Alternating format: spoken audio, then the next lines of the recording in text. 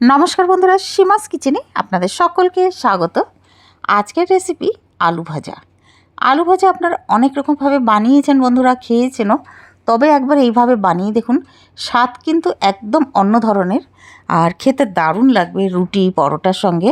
আর তাছাড়া ডাল ভাতের সঙ্গে সাইডের ডিশ হিসাবে কিন্তু খেতে দারুণ লাগবে। তাহলে আসুন আমি কিভাবে বানিয়েছি সেটা আপনাদের সঙ্গে শেয়ার করি। কড়াইতে সর্ষের তেল দিয়ে দেবো।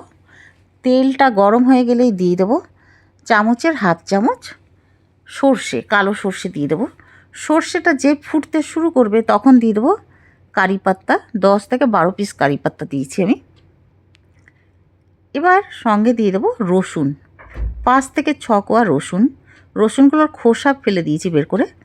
এবার রসুনটা দেওয়ার পরে ভাজবো। লো ফ্লেমে রসুনটাকে ভেজে নেবো উল্টে পাল্টে। যখন রসুনের কালার চেঞ্জ হয়ে যাবে ভাজতে ভাজতে, তখন দিয়ে দেবো ছোট আলুর গোল গোল করে পাতলা পিস কেটে রেখেছিলাম খোসা সমেত।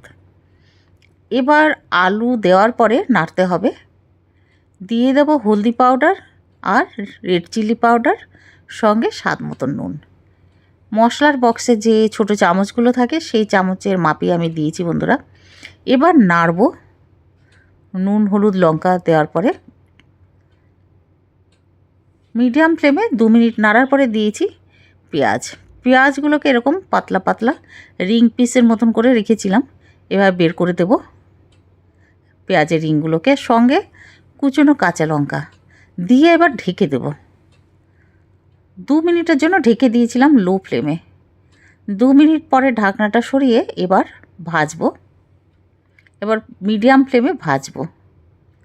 2 মিনিট মতন ভেজে নিয়ে আবার ঢাকনা লাগিয়ে দেবো 2 মিনিটের জন্য মিডিয়াম ফ্লেমে।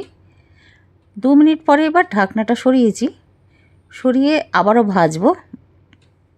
আলুটা যাতে ভালোভাবে সুসিদ্ধ হয়ে যায় এই জন্য ঢাকনা লাগাচ্ছি মিডিয়াম ফ্লেমে, কখনো লো ফ্লেমে।